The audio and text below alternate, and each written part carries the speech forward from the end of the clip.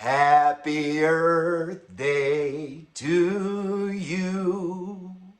Happy Earth Day to you. Happy Earth Day, everybody. Happy Earth Day to you.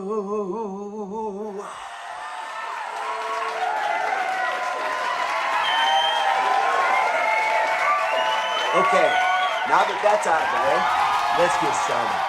Happy Earth Day, everybody. Now, what I want to talk about today is part of what brought me here and what motivates me to do this. Because on the surface, it sounds crazy that there's some guy on the interweb saying, hey, grass is food, and for all this time, we've all been wrong. And my goodness, if everyone just ate a little bit every day, we could probably solve all the problems in the world. In fact, I know that's what's going to happen, but I'm not going to even try to explain it. We just got to get on the same level first, and then you're going to see it for yourselves. So to give you a little bit of my background, and part of my knowledge is, I haven't always been a saint to say. I like to consider myself a repenting sinner.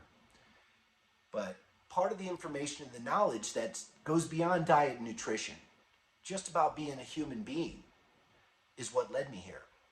And part of my training involved a man named Lathrop G. Hoffman. Now, he was chairman of the board of Sierra Auto Cars, which I worked for from 1990 to 2005. And even at the age of 70 years old, he would get up every Friday morning and he would give the weekly sales meeting and motivational speech to all the salespeople. And he was a polished individual. I have to say, the wealthiest man I've ever met in my circle, but also the most modest and humble. And I mean, he just oozed of class and how to treat people. You could tell he was a decent human being within 5 minutes of meeting him. And even though he had 9 children, the ones I really got to meet on a personal level all had incredible work ethic and incredible sense of value. And that's something that you just don't find with the wealthy very often. But some of the things that he would teach us in the meeting were very important. And again, they go beyond nutrition, and I want to share them with you. Now, he would start the meetings with a question for people. And of course, in the car industry, there's a lot of turnover, so there wasn't too many people that had heard all of his meetings. And certainly by the end, it seemed like he was doing them a little bit less often than just weekly, because he was getting up, I think, heck, he might have been 84, 85 by the time I left Sierra Auto Cars. But the things that he used to teach was this, that we were selling cars, and like it or not, the biggest hurdle we were going to have to overcome is trust. Okay? For the most part, if you were selling cars, that meant that you just were, synonymous with a liar, a cheat, and a thief. And that's exactly how he put it, that if you weren't a liar, a cheat, and a thief, you wouldn't be selling cars anyway. And that was the general perception.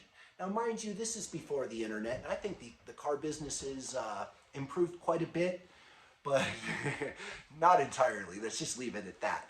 But one thing that he used to talk about was trust. And he would go around the room and he would say, okay, I want to see, raise your hand if you can describe for me what it takes to instantly develop trust. What do you have to do? I want a one-word description of what you have to do. What do you have to do to earn trust? That was the question. In one word, what was it? What do you have to do to trust itself? And he would go around the room and he got a lot of good answers. Eye contact, handshake, clarity, professionalism, honesty, all these great words. And they were good words, but they weren't what he was looking for. And usually by the end, he would turn to me after 3 guesses and he'd say, what is it, Carl? And I would say, you deserve it, sir. That's it. It's simple.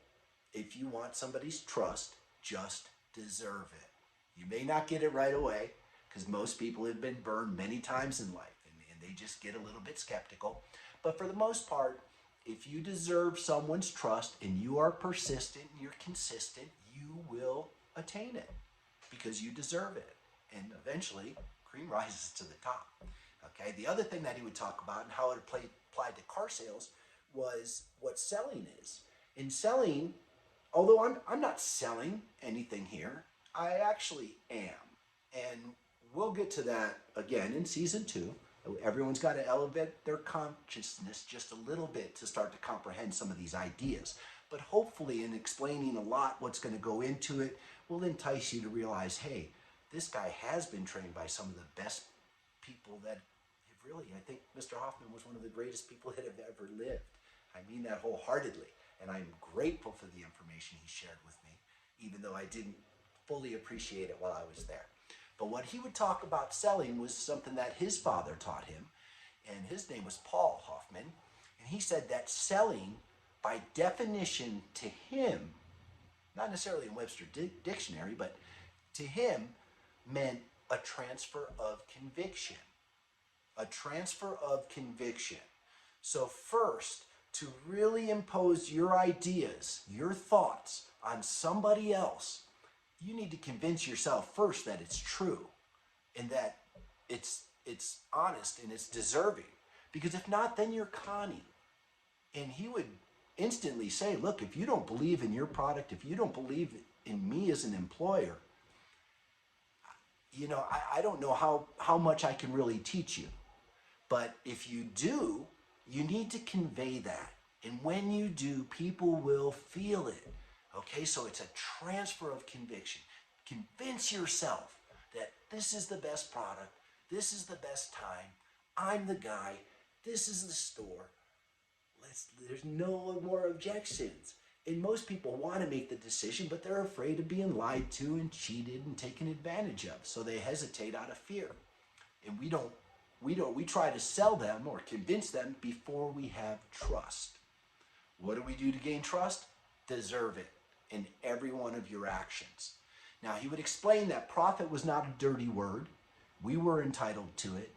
I'll tell you, the car business ended up not really being for me, because when I left it, and he protected me from that for years and years, but I left it and went to a large corporate store that has deep pockets, and it's more about moving units and driving up the stock price than anything else, unfortunately. And I got exposed to a much darker side of the industry, but I'm a better person for having done it. That's for sure. Did I make as much money? No. Was I taken advantage of? Yes. Was there people that tried to get rid of me just because basically my talent level and background wasn't like theirs? They didn't have a Mr. Hoffman teaching them for 14 years. And it's hard to match that power. That's all I can say about that. But let's keep it positive. So he said something else, and he said that if you want to be successful, you want to change the world, okay? He said it's easy. You want your own company? It's easy. It's simple. And later we're going to talk about what simple, the difference is between simple and easy. And he would say it's simple. And what the simple was you outwork everybody. You treat that company as if it's your own in every single thing that you do. You work harder than anybody. You help everybody every chance you get, from the janitors to the salespeople to the customers to the vendors. You help everybody. And this is something that I was able to embellish anyway, because I always felt like I would just outwork people, because I always had a decent work ethic and energy. In fact, my dad told my sister that once, and they had a full-on argument. He said no, because I was really kind of a screw-up in school. I didn't take it serious because I kind of knew the information was bullshit. But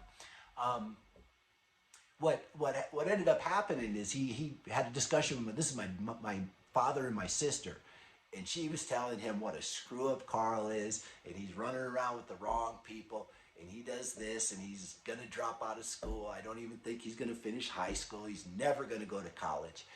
And my dad looked at her, and this is funny because I didn't know this for years till after he had passed away, and he said, "You're absolutely wrong about that. That kid has work ethic that is uncommon, and he's going to be more successful than all 4 of you girls. Mark my words." And guess what? If we're measuring money, yeah. But was that success? I don't know. I I don't know. I think maybe it's part of why I'm doing this is a retribution. There's more than money, people. And this is what we got to learn together, you know. But he's going back to Mr. Hoffman in his discussions. He said that getting your own company was really simple. Just outwork everybody all the time. And I used to say, but, and he goes, there's no buts, Carl. And I said, but, no buts. And you know what I wanted to ask him? What if your boss is an a-hole? Or what if the company, you just need a job? You don't really like this company or love this company. You just need income. So I took a job. He said, there's no buts. And I never understood that. I always wanted to discuss why. And he never explained it to me. Because some of the most important things have to be discovered, self-discovered. They can't be told. Just like this. The no buts was, you're relying on that a-hole of a manager or that company that you don't necessarily prescribe to their values for to be the opportunity. He says, no. When you work like nobody else, you have eliminated all of your competition, 99% of them, even family. Nepotism is not as strong as this. It may create opportunities, but for the most part, if it's a company worth a grain of salt, they're not going to keep people around just because of their family if they're destroying the company. And if somebody is shining within the organization, eventually they will get the opportunity. Again, it may not come from the boss. It may not come from the owner. They may never appreciate you till after you're gone. You know who I'm talking about now. But I'm going to keep it positive. But what happens is they say it's a vendor or a coworker or a former employee, somebody that you hired for 3 days, trained them with all you had, and then they quit because their parents are wealthy, talked them out of selling cars, went on to get a college degree, went on to open up a big business and said, wow, if I have my own company, I'm going to go get him or her because that is a solid person that I know I can count on. And then you need to be that person. It's that simple. Is it easy? No, it is not. Okay? And that's where I want to go with this in my discussion. And now that that's all out of the air, we know how to get our own company or be successful beyond any of our comprehensions. Believe me, it's possible. You have to learn to believe what's possible to understand fully what is possible for all of us. Now, I'm committed to this because this really is all that matters to me anymore. It means so much. The information is so much bigger than any of you can possibly comprehend right now. But it truly is just elevated common sense, okay? Back up to 2017 when I started the diet and started getting these revelations. It hasn't been consistent since then. I haven't eaten only grass, and I don't really want to give that indication. Now, I have eaten pretty consistently every day, but the other aspects of my diet and routine did vary. Even this past year, I moved up to Arrowhead last summer, and I was full-on grass diet, perfect shape, walking around, at 153 pounds, maybe 2% body fat, and all the energy in the world. But when the fall started coming in and started getting cold, you can't get that exposure to sunlight. I had a little project where I was helping a friend of mine come up with baked good recipes and stuff in California. You can imagine what we're putting in them. But I started maybe sampling the inventory a little bit too much and eating the excess. Like I started those microgreens. Well, I started eating cookies and cakes and stuff all day long. And I went up to like 170 in a matter of just a few months over the winter. And I knew I wanted to do the show. I was eating grass and I was eating spinach every single day. So I was eating right in the morning. But then after that, I would put on some stuff that just doesn't help your body and doesn't help your mind either. And you really feel it. Once you really cleanse your body down to a high sunlight content, basically, is the best way to explain it. We become lighter. Then when you put these poisons in, you really feel it. But do you stop? No. Did I stop? No. Will this be easy? No. Is it simple? Yes. It's as simple as the combination of light, water, and atmosphere being the food. I mean, nothing is more simple than that. I don't question whether or not it's right or wrong. And I guess the next thing I think we need to talk about is another. I'll bounce back, and I know I bounce around a lot, but you got to put up with me, man. I don't have any film crew here. Nobody's helping me do this. But Mr. Hoffman talked about some of the things that we can do to make it a better experience for our customers and for our fellow employees. And one thing was to acknowledge each other. I love to do this now. I walk around all day and I use Mr. Hoffman's 10-foot rule, which I mostly did anyway. Even growing up as a kid, I had pretty good manners. But what Mr. Hoffman would do is he would make sure he acknowledged everybody. He would remember people's names. He made it an effort to, when he caught somebody's name, he didn't ever want to forget that. And somebody's name is about the most important word in the world to them. So you want to get off to a good start, you want to have a good second impression, remember somebody's name. That's important. But what he would say was there's a 10-foot rule. Anybody that you cross paths with and make eye contact with within 10, and for me it's more like 15 feet, I'm going to wish them well, I'm going to acknowledge them, I'm going to nod my head, I'm going to say good morning, good afternoon, hello there, whatever it's going to be, whatever the phrase is. But the smile is so powerful, and that's what we can do. That's what we can do. Okay, how can we be part of the solution? Because we talked about what the problems are. Everybody knows what the problems are. I can explain exactly what's going on because I do know. I'm leaving this apolitical. I'm not going to talk about anything that offends anybody, but I will tell you, if you want to know exactly what's going on, I can only show you how to get the information for yourself because it's much too important. But what I do want to share is what we can do along the way to improve things. And one is just be nicer to each other. Acknowledge each other. Be helpful. Say hi. Smile. This stuff is easy. And when it does, it's infectious, man. Some people, I tell you, I live up in Lake Arrowhead, which is in the Southern California mountains. It's a small community, and everybody kind of knows each other. And it seems a little bit friendlier, where you'll get a lot of highs back, you'll get some big smiles, you'll get some acknowledgement. Almost never will somebody get it out first, I'll say that. But when you go down to the valley and you say hi to people, I mean, they look like you're trying to threaten them or something sometimes. And I do it just for kicks. I love to see people's reaction. Again, hey, let me show you what happened today when I said hi to the geese. Look at this. Oh no! Oh, I forgot to bring it. But I forgot to bring it. Oh, they're so cute. Oh, they're so cute. I am the human experiment. I am the human trials on wheatgrass. I've been on it. I've been off it. I've been on high amounts of it. I've been on low amounts of it. I've worked with other people, cured cancer. I just read a paper to you where they cured cancer. They cured cancer cells. 65% of it was gone in a test tube, human blood in a test tube experiment. 65% of the cancer cells were eliminated in 3 days' time. And that's wheatgrass juice. That's not these phytochemical sunlight energy I'm talking about. That is entirely different level of power, folks. I tell you, he's on to something here.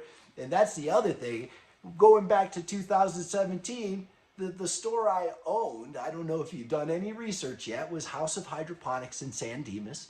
And although I had all the Tower Garden starters and my knowledge of plants and starting plants and microgreens was vast and informative, most of my customers were growing cannabis. Frankly, that's what they were growing. So I wanted to learn a lot about that plant too. Now, a friend of mine rolled into town while I was doing one of my classes on Saturday. This is early spring 2017, maybe January. And when he came by, we had 42 people. Now, we didn't charge anything for the class, but what he noticed was he couldn't believe the fact that 21 to 25-year-olds, millennials, were shutting up, drove over, first of all, in the morning on Saturday. You know, they were out partying all night Friday. Then they drove over Saturday morning, turned off their cell phones, and listened to me speak about growing, basically cannabis, for an hour. I told my friend, that's nothing. You have to try this wheatgrass. There isn't an amount of cannabis that you can consume that's more powerful than that. If you eat a lot of grass, you won't even feel the effects of the cannabis. And I'm talking about it. Now, keep in mind, 70% of the people I know in my circle probably regularly uses cannabis. 100% of the people I know eat food. That's why this was so much more important to me. And I said, okay, I'm going to use that as a crossover. I'm going to hold their attention. I'm going to lure them in. And I'm older. They're younger. This is going to bridge just such a gap because I really felt like I was in a position to connect to everybody, all races, all ages, all genders. It just didn't matter because cannabis can be a connecting point, but a lot of the conservative right have not accepted it. And a lot of the liberal left have a little bit rubbed it in their face and just not gone about it the right way. And I said, I think I can bring all these things together. And this is the most important stuff. Now, why are we nicer on light? I think part of it is that we get lighter in spirit. Okay? There's, what's the opposite of dark? Light. What's the opposite of flesh? Spirit. Now, I won't tell anyone what not to eat. I promise not to go too far ahead into the show. However, I think it's important we start incorporating sunlight into our diets regularly. That way you'll understand this information faster and we can all ascend together. Most of the stuff I'm going to share with you is going to be through self-discovery because that's how the important things have to be learned. But I'm going to lead you down the right pathways if I can. And the other thing, why we're nicer when we eat light, basically, is because it cures inflammation. You lose weight. You have more energy. You sleep better. Think about this. When I take my diet down to 400 calories, how much time is spent at night digesting food or walking around digesting food? Not very much. Okay? I sleep like a baby. Every night it's the same routine. I start getting tired even early, like 5, 6 o'clock. And then once I can keep going, but as soon as I hit the mattress, all I got to do is stretch, yawn, and sleep like a baby. Okay, so the reasons why I think we're nicer is just simply there's less inflammation and we feel better. I want you to feel that way too. Now, I guess that's about all I got for today. We'll be back again. Again, happy Earth Day, everybody. Please tell your friends and family if you know anybody that's struggling with anything, I want them to call me. You can lean on me because I am on the high grass diet right now. Nothing can knock me down, okay?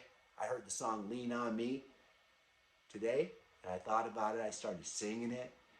People look at me like I'm nuts, but I'm waiting for them to say, hey, why are you so happy? I say, I can share it with you. I can show you how, okay? That's all for now. Thanks, everybody. Goodbye. There's a feeling that I get that you just can't beat, and it's no surprise, it's what I eat. I'm happy inside, I guess is what I'm saying. If you're thinking through the night and you fight to go to sleep, looking further than yourself and the food that you eat, start thinking about your mind, soul, and your body. Reggae Buddha vegan rapper, hoping that I mattered someday. If I could change one thing in the world today, this is heavy stuff, so listen what I say. Start eating plants and leave the animals alone. Reggae Buddha vegan rapper, hoping that I mattered someday.